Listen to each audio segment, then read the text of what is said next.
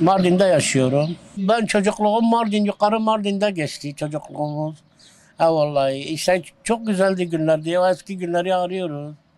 Bizim bir büfemiz vardı. Ekmeğimizi oradan çıkarıyorduk. Ondan sonra devlet geldi yıktı bizim büfeleri.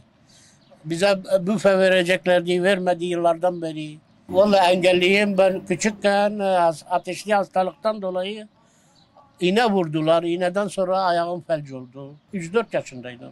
Eskiden pensilin iğnesinin yan etkisini bilmiyordu. Yani tıp o kadar gelişmemişti. Şimdi tıp geliştiği için pensilin iğnesinin vurmadan önce onu test ediyorlardı. İşte o test olmadığı için benim felç etti. Doktor beyler de istemeyerek olmuş bir şey. Engelli bir tane daha kardeşim var. O da Mehmet'tir. Ben en küçüğümüzdür. O da beyin kanaması geçirdi. O küçük yaştaydı. O da aynı. Gençliğimiz var ya hep çalışarak geçti. Vallahi ben hayatım var ya emekleyerek gidiyordum okula. İlkokul Dumlupınar'da okudum. Eskiden yokluktu. İnsanlar hepsi yokluk vardı. Baston üzerine mi gidiyordunuz? Bastonla yürüyordum. Sonra yürüdüm. Ama merdivenleri çıkamıyordum.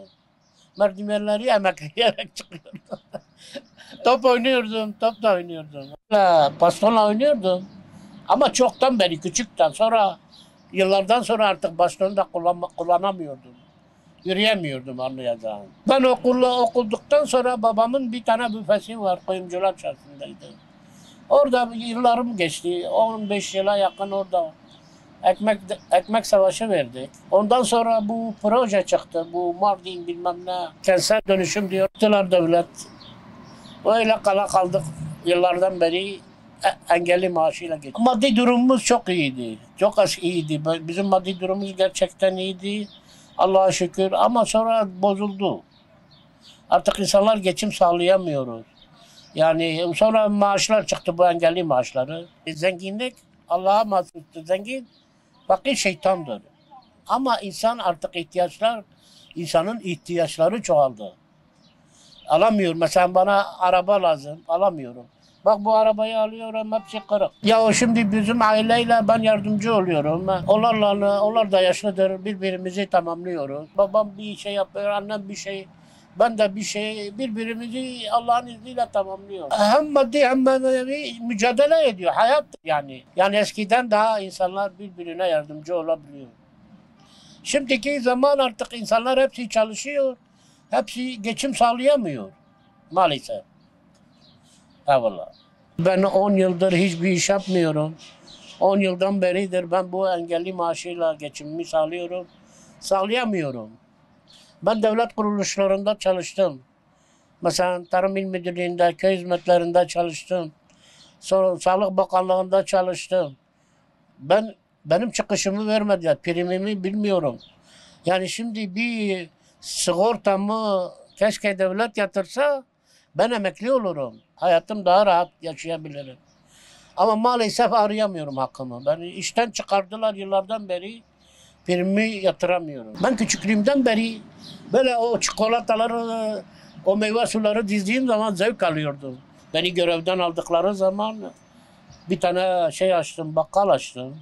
Aldılar bizi, verdiler. Sonra bizi işten çıkardılar, gene almadılar. Bu aydır, yıllardır onları bekledim. Ve sonunda da borca vere dükkanı da iflas ettik. İflas nasıl şimdi bak utanıyordum. Adam geliyor, borca istiyordu, komşumdur, arkadaşımdır. Ya kaybetmedim bir şeye, insan şerefimizle yaşıyoruz. Allah paramızı tamam. İnsan kaybeder, hayattır. İyi kötü de olur. Yani haram para da arkasına gitseydik paramız olurdu. Gitmedik. Ama hep şükrettik. Tabii ki arabam vardı. Otoparklarımız vardı bizim. Çok eskiden. 93-94 yıllarındaydı. Paran varsa seviyorlar. Yani yazıklar olsun öyle insanlara. Ben insanın nereden başlarsa daha kârda olduğuna inanıyorum. Hep çalışacak, inanacak. Ben diyorum ki insanlar her zaman çabalasın. Yani bugün nereden ben kaybetmişim bu kadar nereden başlasa kârdır. En büyük mutluluk sağlıktır. En büyük mutluluk sağlıktır. Ama işte öyle bir zamandan geçiyoruz ki insanlar gerçekten çok acımasız olmuş. Herkes parayı taşıyamaz. Allah-u Teala var ya bizi yaratmış. İstemezden parmağımızı bile oynatamıyoruz. Bizi deniyor, sunuyor. Vallahi Allahu Teala bak yardımcımız oluyor. Allahu Teala kurban olduğum sevmediği kuluna da hastalık vermiyor. Benden beter olanlar vardır. Ben o insanlara da Allah yardım etsin. Evde oturup da bir yere gidemeyenler de var abi. Yani halimize şükreden beterin beteri var. Ama çabalıyoruz. Ailemle beraber birbirimizi tamamlıyoruz. Ev ihtiyaçlarını ben bu arabayla babamla birlikte yardımcı oluyoruz, karşılıyoruz. Ben orada çok evden çıkamıyordum. Hep evde kalıyordum. Ben orada arkadaşlarımın yardımıyla çıkabiliyordum. Allah razı olsun. Yani bazı yerlerde inip giremediğim zaman arkadaşlar bana yardım ederlerdi. Kendime göre namaz kılıyorum. Allah'a şükür. Allah kabul eder inşallah. Ümmeti Muhammed'e dua ediyoruz. Ben küçükken bile Kur'an'a giderdim. Kur'an kursuna vardım. Emekleyerek gidiyordum böyle yerde. Zaten herkes beni tanırdılar. O mahalledekiler eski komşularımız. Gidip o Kur'an-ı Kerim okurduk. Bizim hocamız vardı. Yıllarca gittim ben. Şuradaki sayın devlet büyüklerimizden benim sigortamın priminin benim yatırılmasını istiyorum.